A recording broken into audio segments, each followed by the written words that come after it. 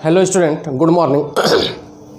आज transition element का lecture 5 का वीडियो बना रहा हूँ, ठीक है, जो आगे कंटिन्यू कर रहा हूँ लेक्चर 4 से। लेक्चर 4 में मैंने इंथैल्पी ऑफ एटमाइजेशन बताया था। उसमें कुछ बच्चों ने क्वेश्चन किया था कि सर 3D का इंथैल्पी ऑफ एटमाइजेशन 4D और 5D से क्यों कम होता है। तो 2 मिनट में उसको एक्सप्लेन कर दूँ, तो फिर अगली प्रॉपर्टी पे मैं आगे बढ़ता हूँ, ठीक है। एक चीज़ और, इसके बाद एक लेक्चर और लगेगा, यह चैप्टर पूरी तरह से फिनिश, ठीक है। और BSc सेकेंडरी के बच्चों से अनुरोध है कि अनुसार क्वेश्चन हो मुझसे व्हाट्सएप पे पूछ सकते हैं, ठीक है। कोई दिक्कत होगा आई विल एक्सप्लेन। क्या कहा गया था, थोड़ा ध्यान सुनिएगा कि 3D का इंथैल्पी ऑफ एटमाइजेशन 4D और 5D से क्या होता है, कम होता है। मतलब इनका ज़्यादा होता है, इनका क्या होता है, कम होता है। समझ में आ रहा है। इंथैल्पी ऑफ, ये एग्जाम में पूछ सकता है कंपटीशन में, इंथैल्पी ऑफ एटमाइजेशन होता क्या है। ये तो मैं बता ही चुका हूं कि कंपाउंड से हर एटम को अलग करने में जितनी ऊर्जा दी जाती है उसको क्या बोलते हैं, इंथैल्पी ऑफ एटमाइजेशन। इसका मतलब कह सकते हैं कि जिन एटम्स में बॉन्ड बनाने की कैपेसिटी ज़्यादा होगी, जिस एटमों में बॉन्ड बनाने की कैपेसिटी ज़्यादा होगी, तो जब बेटा बॉन्ड बनाने की कैपेसिटी ज़्यादा होगी तो उस एटम को अलग करने के लिए हमको इंथैल्पी ऑफ एटमाइजेशन भी क्या करना पड़ेगा, ज़्यादा देना पड़ेगा, ठीक है। अब देखो 3D और 4D और 5D में इनका एटॉमिक साइज़ क्या होता है, बड़ा होता है। इनका एटॉमिक साइज़ बड़ा होता है, इसका क्या होगा, उनकी तुलना में छोटा होगा। तो जब 4D और 5D का एटॉमिक साइज़ बड़ा होगा तो इनमें मेटेलिक बॉन्ड बनने की संभावना क्या होगी, ज़्यादा होगी। क्यों? क्योंकि इलेक्ट्रॉन आसानी से लूज़ होंगे। तो जब साइज़ बड़ा है तो इलेक्ट्रॉन लूज़ होने की संभावना क्या है, ज़्यादा है। इलेक्ट्रॉन लूज़ होने की संभावना ज़्यादा होने का मतलब क्या, मेटेलिक बॉन्ड ज़्यादा बनेगा। तो जब मेटेलिक बॉन्ड ज़्यादा बनेगा तो इसके एटम्स को अलग करने के लिए हमको इंथैल्पी ऑफ एटमाइजेशन क्या करना पड़ेगा, ज़्यादा देना पड़ेगा। क्लियर हो रहा है। तो एक लाइन का आंसर क्या है कि 4D और 5D का एटॉमिक साइज़ बड़ा हो जाने के कारण इस ग्रुप के इस सीरीज के एलिमेंटों में बॉन्ड बनाने की क्षमता क्या होगी, ज़्यादा होगी। किसकी तुलना में, 3D। क्यों 3D का कम होगा, क्योंकि इसका एटॉमिक साइज़ क्या है, छोटा है। तो जब बॉन्ड बनाने की संभावना ज़्यादा होगी तो इंथैल्पी ऑफ एटमाइजेशन भी क्या होगा, ज़्यादा होगा। नहीं समझ में आ रहा है यार। जब ज़्यादा बॉन्ड बनेगा तो इसको तोड़ना भी पड़ेगा। जब तोड़ना पड़ेगा तो इसकी वैल्यू क्या करना पड़ेगा, ज़्यादा देना पड़ेगा। और जब बॉन्डों की संख्या कम बनेगी तो आज कम एनर्जी में टूट जाएगा। क्लियर हो रहा है। तो बड़े साइज होने के कारण बॉन्ड बनाने की संख्या ज़्यादा होती है 4D या 5D में, किसकी तुलना में, 3D से। तो जब बॉन्ड बनाने की संख्या ज़्यादा होगी तो उसको तोड़ने के लिए इंथैल्पी ऑफ एटमाइजेशन भी क्या करना पड़ेगा, ज़्यादा देना पड़ेगा। क्लियर हो रहा है, ठीक है। अब देखो कोई भी क्वेश्चन हो आप मुझसे पूछ सकते हैं कमेंट बॉक्स, मेरे व्हाट्सएप पर। Any problem, any type of problem in chemistry, तीनों पेपर से कहीं से भी, ठीक है। अब ध्यान दो, 8 हो गया था। आज हम बात करेंगे oxidation state. Oxidation state very important, very important, ठीक है। पक्का आएगा। 9वां शायद है, नहीं, हाँ 8वां हो गया, 9वां, ये 9वीं प्रॉपर्टी है। नोट्स आपको लिंक में मिल जाएगा, नोट्स आपको लिंक में मिल जाएगा, ठीक है। मैं केवल यहाँ थ्योरी पढ़ा रहा हूँ और जो पढ़ा रहा हूँ वही नोट्स में लिखा हूँ। ऑक्सीडेशन स्टेट, ध्यान दो। ट्रांजिशन एलिमेंट क्या है, ट्रांजिशन एलिमेंट का मान लो कोई एक मेटल यम है, ठीक है।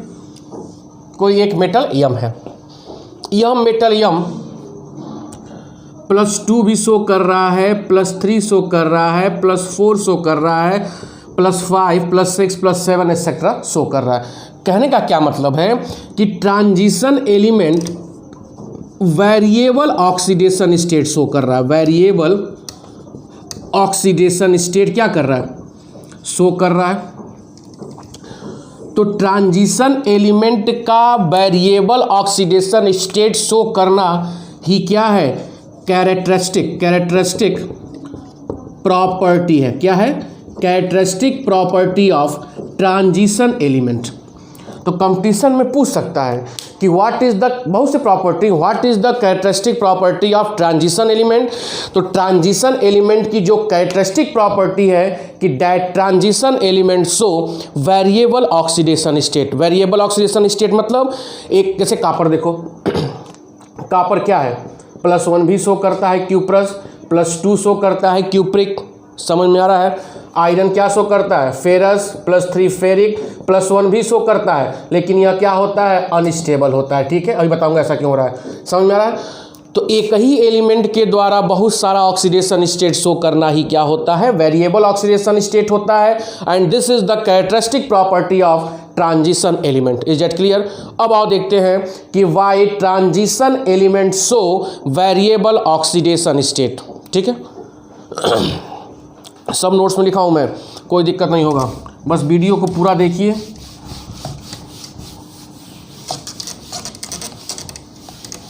अब ध्यान दो, मैंने क्या बताया था? जनरल इलेक्ट्रॉनिक कॉन्फ़िगरेशन क्या होता है इसका? n-1d to the power 1 to 10, ये पढ़ा चुका हूं मैं, और ns 1 to 2। ठीक है, यह इनका क्या हो गया? General electronic configuration. अब देखो, अगर ns का इलेक्ट्रॉन बॉन्ड में पार्टिसिपेट कर रहा है, तो ns में कितने इलेक्ट्रॉन है? 2। तो 2 चीज़ शो करेगा, +1 या क्या करोगे? +2। इसका मतलब लोअर ऑक्सीडेशन स्टेट कब शो करेगा? जब ns का इलेक्ट्रॉन किस में पार्टिसिपेट करेगा? बॉन्ड फॉर्मेशन में। और +3, +4, +5 कब शो करेगा? जब n-1d का इलेक्ट्रॉन किस में पार्टिसिपेट करेगा? बॉन्ड फॉर्मेशन में। तो कहने का हायर ऑक्सीडेशन स्टेट, तो कहने का मतलब क्या है कि transition element lower oxidation state कब शो करता है?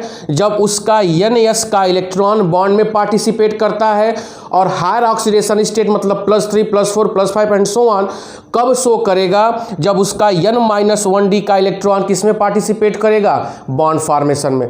अब देखो कारण क्या है, सबसे मेन कारण क्या है, ध्यान दीजिएगा बेटा, कि n-1d और ns, मैं यहाँ लिख दे रहा हूँ, थोड़ा सा इसको मिटा रहा हूँ मैं, थोड़ा समझिएगा क्यों वेरिएबल ऑक्सीडेशन स्टेट शो करता है। कारण क्या? देखो बहुत महत्वपूर्ण चीज़ है कि n-1d to the power 1 to 10 1 से 10 होता है, और ns 1 से 2। ठीक है, होता क्या है कि n-1d और ns के बीच का जो एनर्जी डिफरेंस क्या होता है? ध्यान दीजिएगा, एनर्जी डिफरेंस बहुत ही कम होता है, बहुत ही कम होता है, मानो कि 9 के बराबर। इनके बीच का एनर्जी डिफरेंस क्या होगा? बहुत ही कम होता है, 9 के बराबर, मतलब दोनों की एनर्जी ऑलमोस्ट क्या होती है? सेम होती है। तो जब इन ऑर्बिटलों की एनर्जी सेम होती है तो उसी एनर्जी पर इसके भी इलेक्ट्रॉन बॉन्ड में पार्टिसिपेट करते हैं और इसके भी इलेक्ट्रॉन क्या करते हैं? बॉन्ड में पार्टिसिपेट।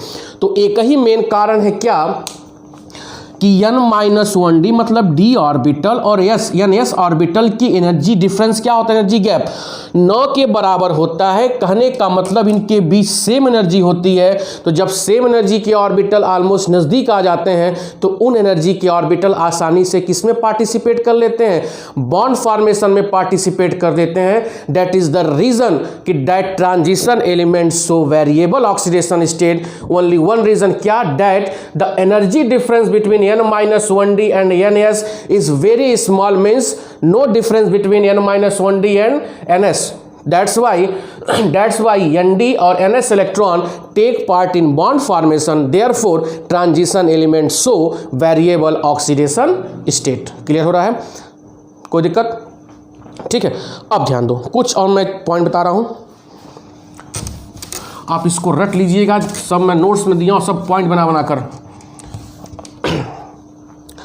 ट्रांजिशन एलिमेंट का जो कॉमन ऑक्सीडेशन स्टेट होता है वह होता है +2।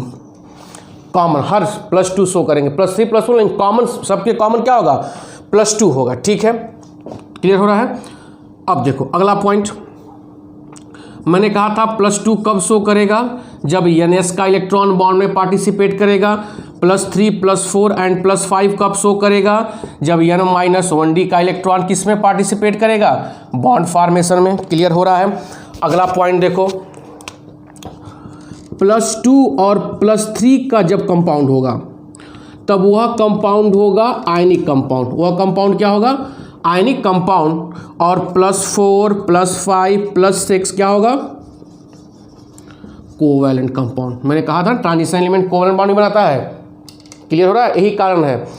अब देखो मैं यहाँ इन याद कर लीजिएगा कि +2 और +3 क्या होगा, आयनिक कंपाउंड होगा। और जहाँ पे transition element +4 +5 +6 and so on, वह क्या शो करेगा, कोवैलेंट कंपाउंड। क्लियर हो रहा है। अगला चीज और, कोवैलेंट कंपाउंड जनरली फ्लोरीन और ऑक्सीजन के साथ ही बनाता है। क्यों, क्योंकि फ्लोरीन ऑक्सीजन के साथ बनाएगा क्योंकि यह मो इलेक्ट्रोनिगेटिव है। तो जब मो इलेक्ट्रोनिगेटिव है तो इलेक्ट्रॉन की तरफ क्या करेंगे, खींचेंगे। तो जब ज़्यादा फ्लोरीन अटैच होएगा, ज़्यादा इलेक्ट्रॉन की तरफ खींचेगा, तो ज़्यादा ऑक्सीडेशन स्टेट क्या करेगा, यह शो करेगा। क्लियर हो रहा है। अगला पॉइंट देखो,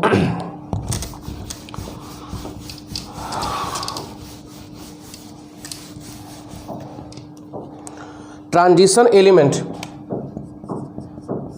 का फ्लोराइड्स और ऑक्साइड्स जब होगा तो यह मोर ऑक्सीडेशन स्टेट शो करेगा, मोर ऑक्सीडेशन स्टेट शो करेगा। ठीक है, क्यों, क्योंकि फ्लोरीन ऑक्सीजन क्या होते हैं, मोर इलेक्ट्रोनिगेटिव। अगला पॉइंट देखो, ट्रांजिशन एलिमेंट का जो सबसे हायर ऑक्सीडेशन स्टेट होता है वह +8 होता है। क्या नाम रख लेना कि ट्रांजिशन एलिमेंट का सबसे हायर ऑक्सीडेशन, चाहे 3D 4D 5D कहीं का भी हो, वह क्या है, वह +8 है। वह +8 है। और कौन शो करता है, ऑस्मियम और र्यूटेनियम। ऑस्मियम और र्यूटेनियम याद करिएगा, कितना है, ऑस्मियम और र्यूटेनियम RU मैं लिखा हूँ। तो ट्रांजिशन एलिमेंट का जो हायर ऑक्सीडेशन स्टेट है कितना है, +8। यह BSc नहीं पूछेगा, सब कंपटीशन है। +8 कौन कौन है, ऑस्मियम और र्यूटेनियम। क्लियर हो रहा है। ये सब नोट्स में मैं पॉइंट वाइज दे दिया हूँ। ठीक है, आगे बढ़ो।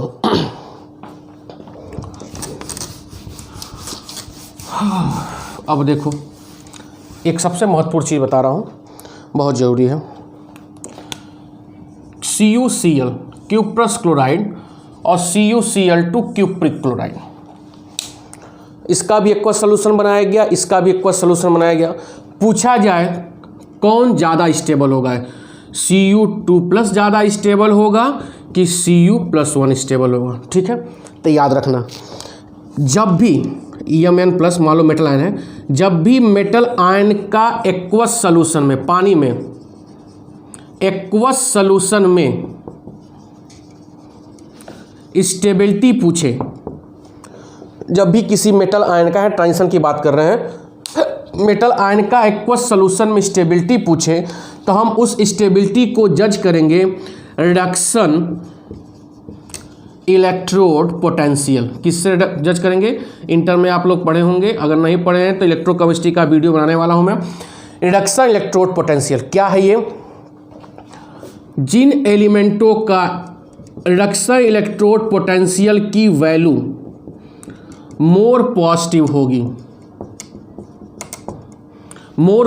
होगी, वह हमेशा क्या होगा, लेस स्टेबल होगा। क्या होगा, लेस स्टेबल।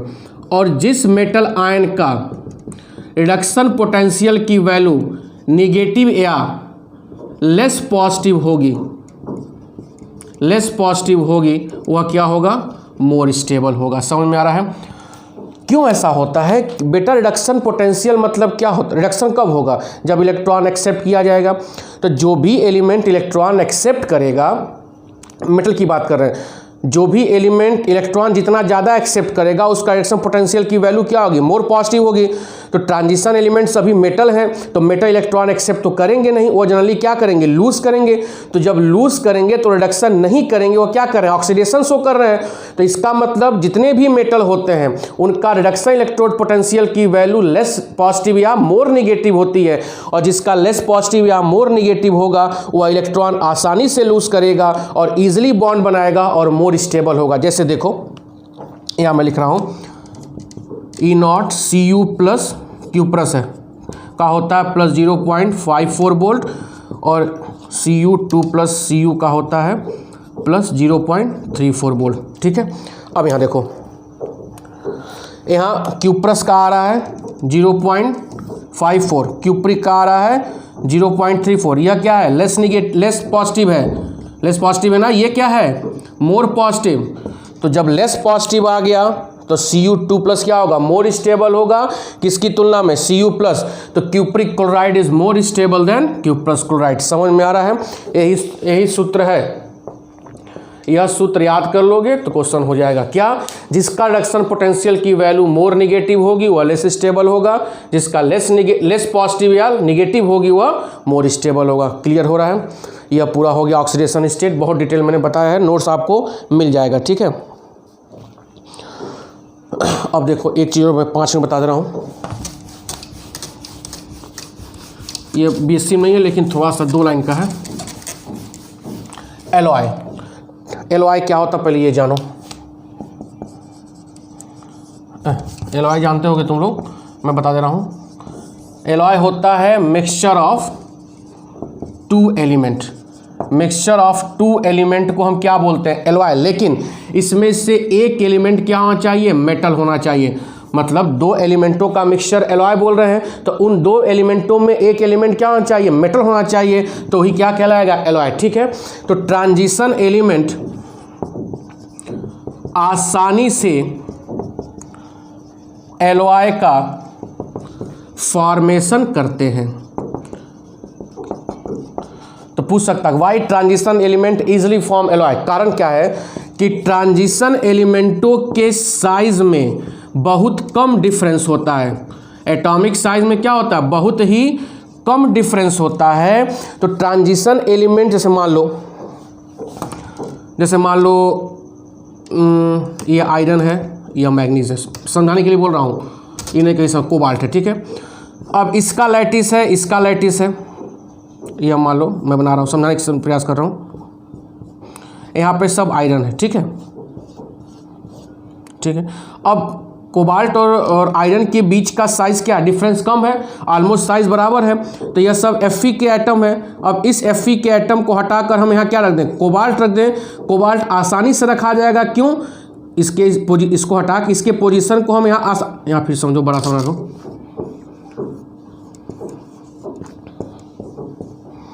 मैंने कहा है ट्रांजिशन एलिमेंट आसानी से एलॉय का फॉर्मेशन करते हैं, क्यों, क्योंकि उनके साइज ऑलमोस्ट क्या होती है, सिमिलर होती है।